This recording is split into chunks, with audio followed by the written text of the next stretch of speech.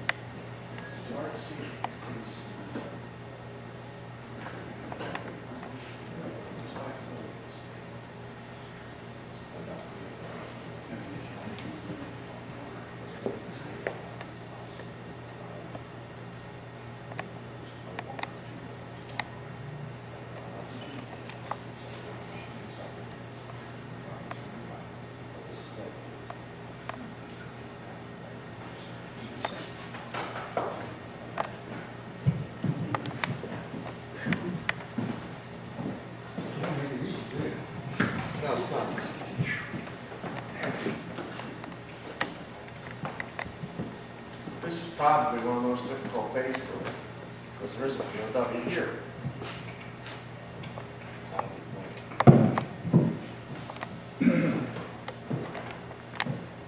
This bike is about 3 years worth of work with friends of mine in Vietnam vets and another POW from World War II. He lives in Gloucester Township. His name is Zip. He survived Mindanao. He was on the Japanese freighters that were sunk by our own subs. I talked to him and other people. I have never been a POW, and obviously I'm not an IAGA here today. But this bike is a work of art. It's work in progress. And by that I mean, this bike will never go out of style. Its meaning will live forever, as long as they're missing. As long as they're prisoners, this bike will represent that. I've done the best that I could to express, in my opinion, how people like Vince feel, their families feel, and my bike makes both a military statement and a political statement. And you're welcome after the presentation to come up and meander around the bike. I invite you to look at the bike. It's a little bit harder to see in here, but when I get outside, you can see more of it. First thing that had to be done with the bike, it had to remain black. Black, in this entire scenario, represents the dark days of the lives of the POWs, the MIAs, their families, my enemies' families, their missing, their captured. I speak on behalf of those people, those individuals, and that's what this bike is going to represent today. As you move around the bike, things in the bike will move. The artwork that you see will take on a different effect. It'll take on a different approach when you take a different approach. Outside one day I had a gentleman tell me he was looking at the tanks, and there's barbed wire in the tanks. He said, I feel like I'm looking through the barbed wire, not at the barbed wire, from his reflection. Now how's the bike laid out? Well, as you walk around the bike, we'll start with the front fender. The front fender, the very front, has the American flag. The American flag is heavily clouded, and there's barbed wire that runs to the American flag. I chose that flag because it's our flag. But that coloring and shadowing of it, and the barbed wire, represents a veil of secrecy that every nation holds over another nation. They keep that information held captive until it's time for political gain or financial gain somewhere in the world. Every country knows that our country, just like other countries, will negotiate for information on POWs and MIAs. That's what that veil represents. That's the only time that veil of secrecy is used. The barbed wire runs throughout the motorcycle. That represents the captivity these individuals live every day, what they went through. On the barbed wire are little white dots. Those of you who have seen the barbed wire know that barbed wire can reflect sunlight.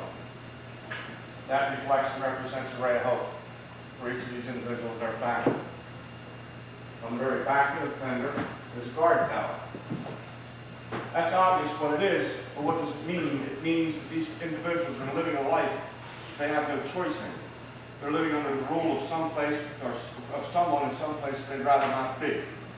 That's what that tower represents. As you move up onto the tank, excuse me, there's more barbed wire. There's a POW symbol, but what it says is bring them home or send us back. And that's what's happening today.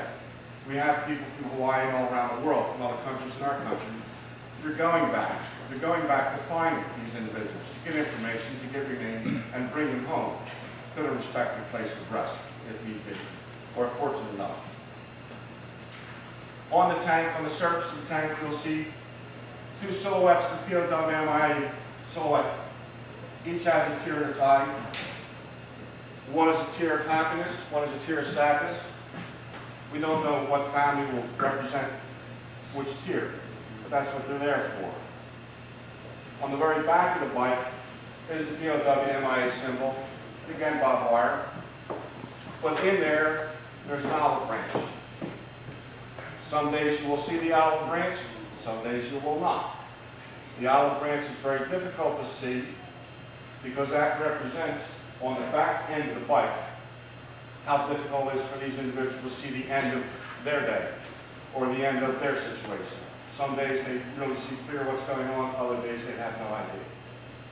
As you approach the bike, excuse me, the bike is black. You don't see any of the artwork. And as you leave the bike, in distance, the bike turns back to black again. You don't see any of the artwork. That represents time in the mind's eye. The farther away you are in time, distance, the more difficult it is to see the ones that you love and to remember what they are, or not what they are, but how they look, what their last thoughts were, what your last thoughts were. That's what that represents. Please, feel free to view the bike. Anybody have any questions? Yes, sir. What's the history behind the bike? Was it your bike? It is my bike, yes. Yes, I bought the bike, well, it's my 52nd birthday. But I had plans on doing a POW MIA bike at that time. And I had ideas how I wanted to do it. And there's two individuals in Ohio, Vietnam veterans of mine, that I took the bike to Ohio, Newark, Ohio. And we took all the metal off, and Ronnie hand sanded. This was not done with beaded, air beads. It was hand sanded.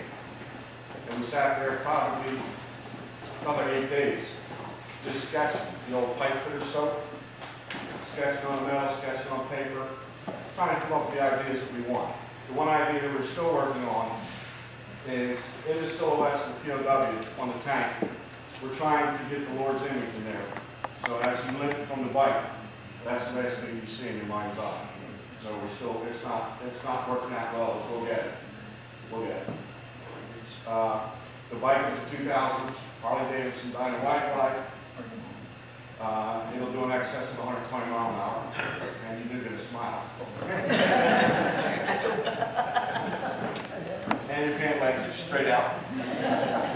And your feet will come off the pedals. But it is a ride. Although I trailed it today, I do ride a bike. I enjoy riding a bike, and it's something that one day we'll go into the American Motorcycle Museum in Ohio. Anyone else? Thank you.